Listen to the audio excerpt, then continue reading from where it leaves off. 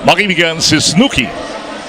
Hi, Snooki. Hi, Tita Ray. Naku, it's so nice to see you again after a long, long time. Yes, same here, same here. Alam po ninyo, family friend po si Snooki. And I'm happy to see her once again.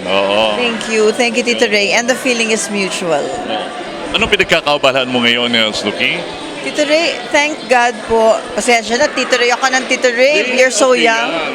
Okay. Nasanay ako. I'm very busy po sa awa ng Diyos sa mga teleserye sa Channel 7, sa ating Kapuso Network. I've been very busy dahil po sunod-sunod yung teleserye from one teleserye to another. Medyo hindi tayo nababakante ngayon and I'm just really very thankful. And as a matter of fact, I have a teleserye right now who is also starring Miss Yula Valdez and marami pa po kami mga artista doon, Mr. Ariel Rivera, plugging na to, Tito Ray, if I may. Anong title nito? It's entitled Hahamakin ang Lahat. Every 3:30 in the afternoon po, after another show. Basta po, ito po yung teleserye sa hapon. 3:30 po kami ng hapon. Okay. And ano ang role mo naman dito? Ay, nako, Tito Ray, I play the bida kontra bida role. Katrabida ka this time, ha? For a change naman, Tito Ray. Dahil all these years, di ba, kung alam ng mga manonood natin na parang I've always played the kawawa. Ngayon naman, for a change, nagsimula yung storya sa mga nakakapanood, kawawa yung role. Okay. Pero ngayon, magle-level up na po yung character natin.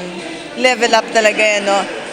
Kasi nagsimula siyang medyo kapos sa buhay, tapos magkakaroon siya ng pera, and then doon naging mas masama yung character niya, unfortunately.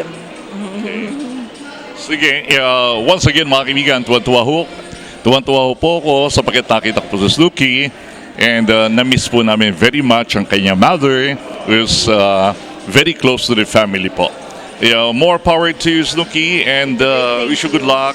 And Tito Ray, I wish you the same. And Tito Ray, I'm so happy that ang nag-iisang Ray Langit is, still the Ray Langit that I've known to be such a good person. And nakikita ko lang ikaw, Tito Ray, na pumapaimbulog pa rin talaga. Iba pa rin talaga ang Ray Langit.